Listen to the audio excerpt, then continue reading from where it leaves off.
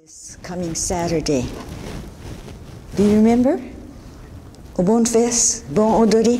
We're going to be dancing. How many of you are going to dance this Saturday? Oh, good. Great. Great. Okay. So this is the story of our Obon. Okay? This is the song of Obon that we'll probably be singing later. Okay? Okay, we have been doing Bon Odori for many, many years. So, Obon, Obon, the song goes like this. Obon, Obon is festival day.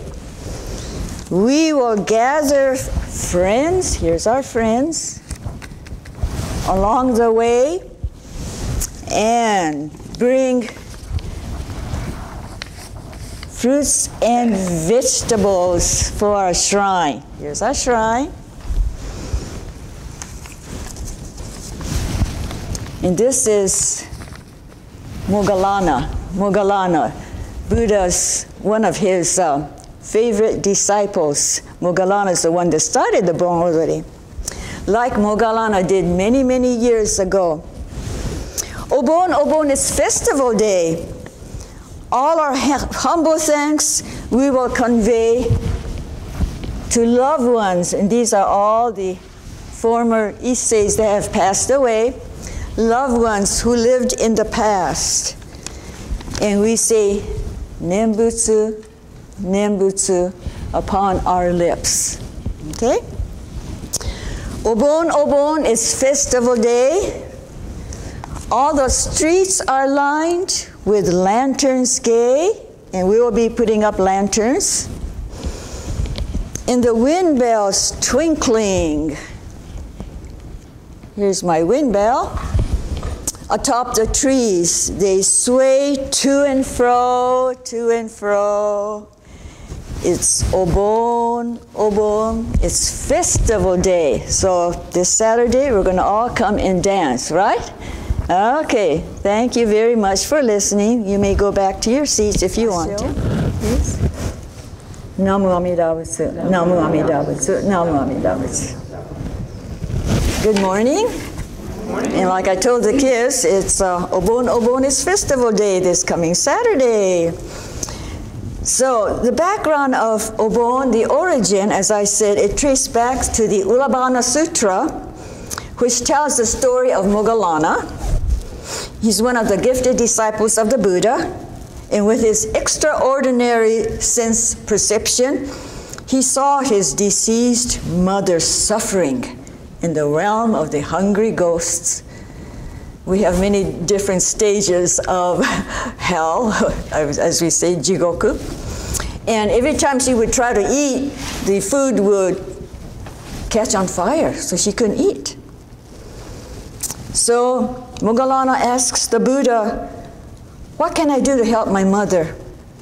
And the Buddha said, go offer food to the monks who are at this retreat. So he did so, and thus his mother was saved.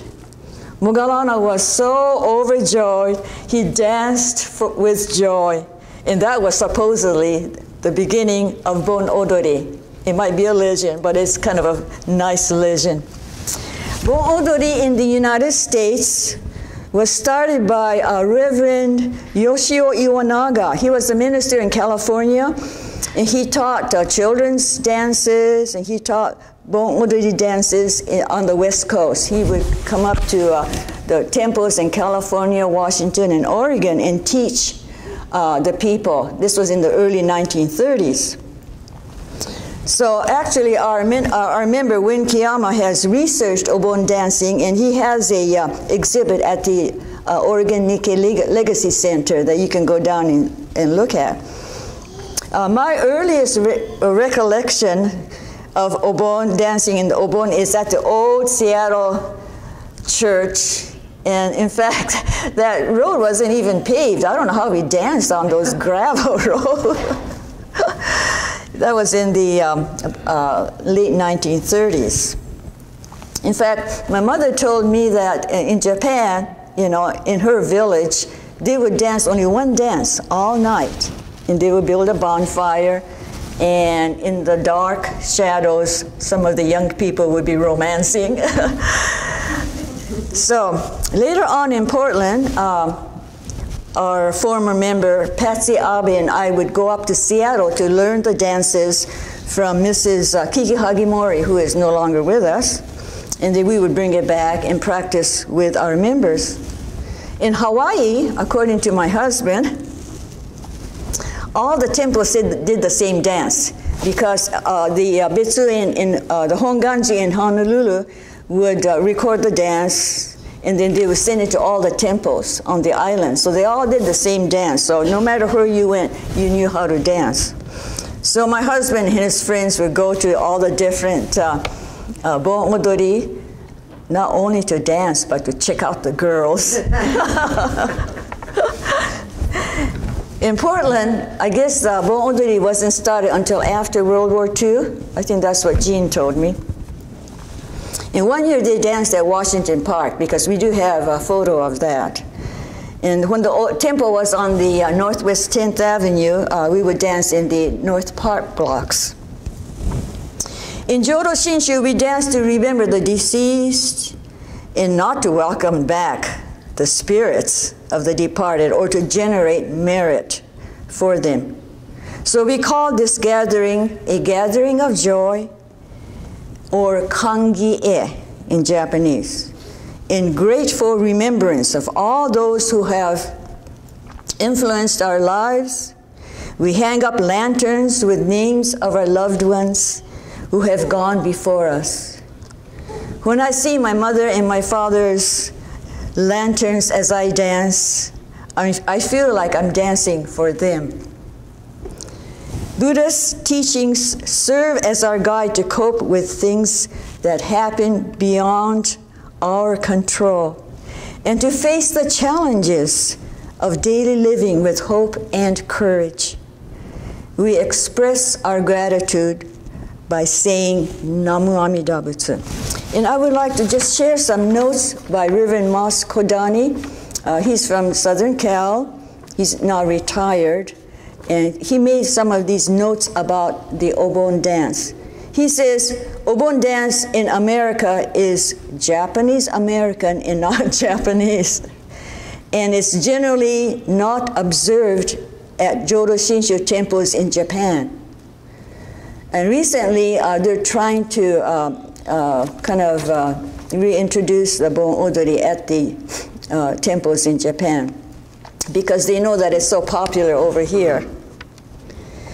Obon dance is not Nihon Buyo or classical Japanese dance. It's a folk dance with folk music.